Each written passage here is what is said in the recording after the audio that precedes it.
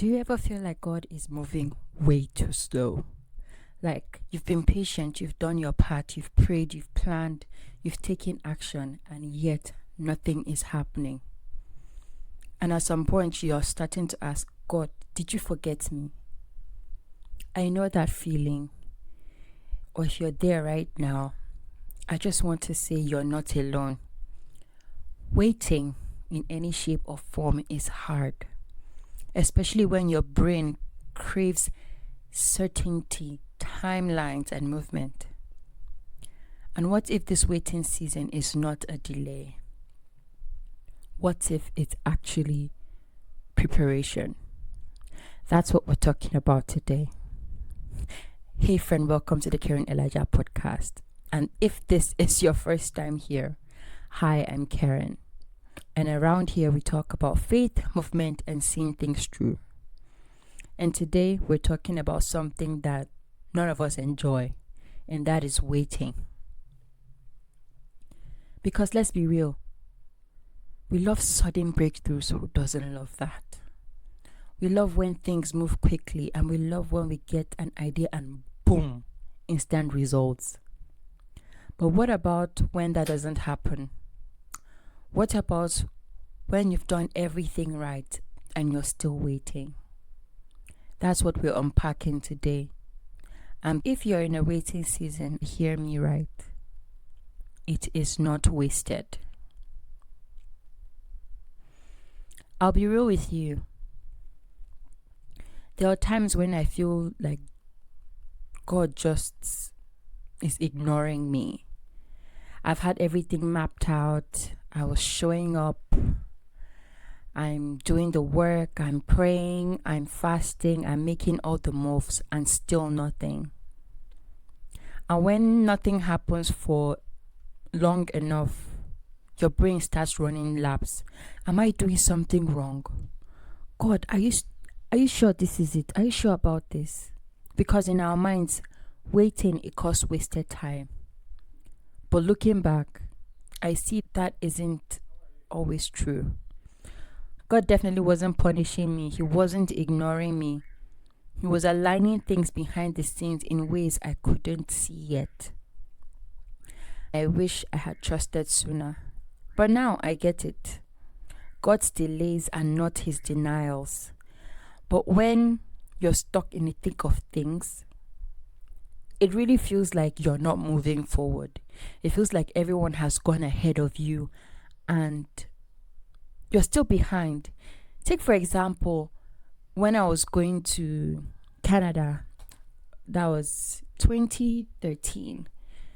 Everyone finished school, secondary school, 2012, right? And it was time to go to university. I knew I was going to Canada. Everything was ready. But my passport was not out yet. I'd gotten my admission, paid for fees. And the day I was supposed to leave, my passport was not out. I cried because I even had some people telling me, this one you're saying you're going to Canada. Are you really sure you're not just lying to us?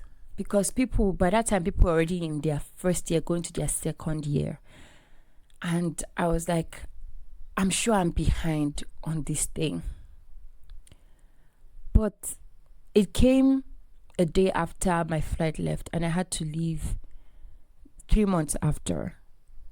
But that Christmas I spent home was one of the best Christmas of my life.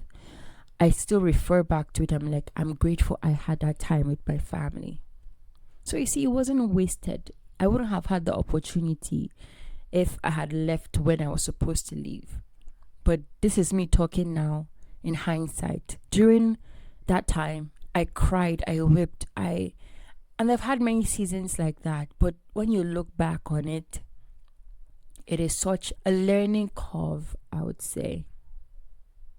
Now let's talk about why waiting seasons hit so hard, especially in minds of people that neurodivergent or people that just see life in a different way.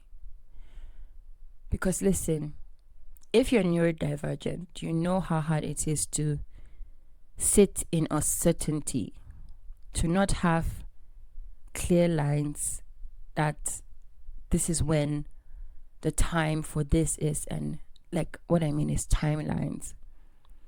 When you feel like you're in limbo with no clear steps, waiting feels like chaos in our brains. It triggers that what do I do with myself feeling. When we're stuck, we feel overwhelmed, disconnected, and then we start spiraling.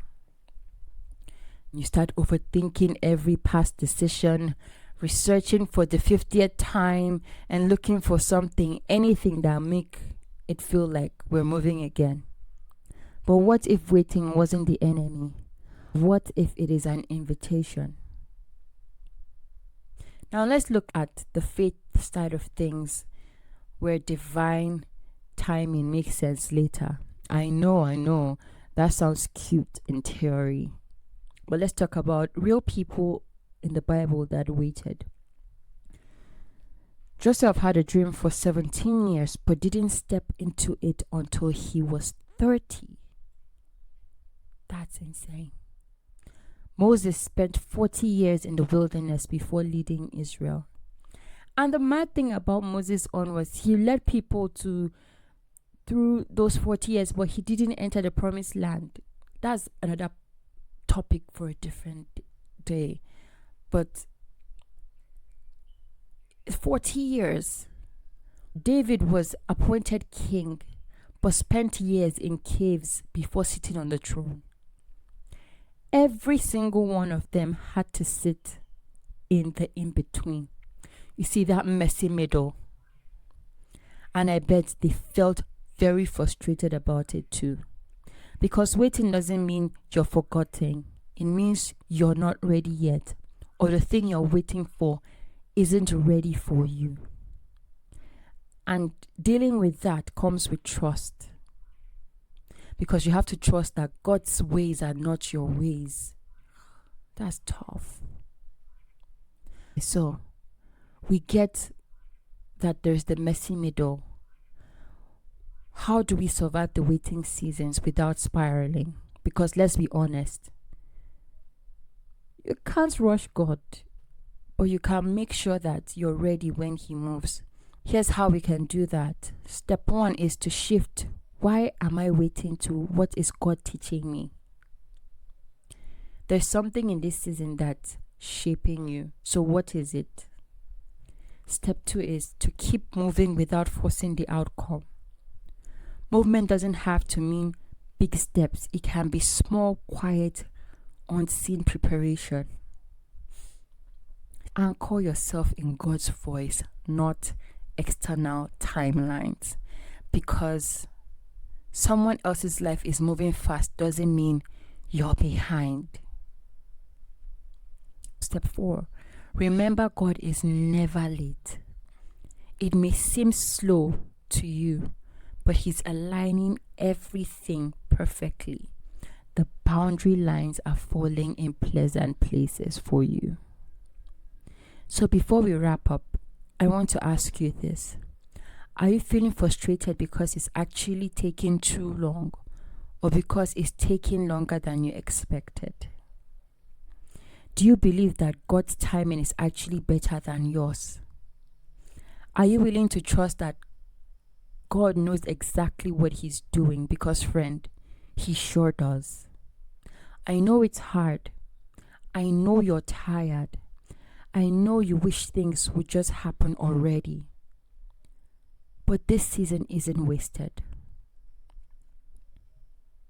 If you want to talk about it more, DM me on Instagram and tell me what's something you're trusting in God's timing right now.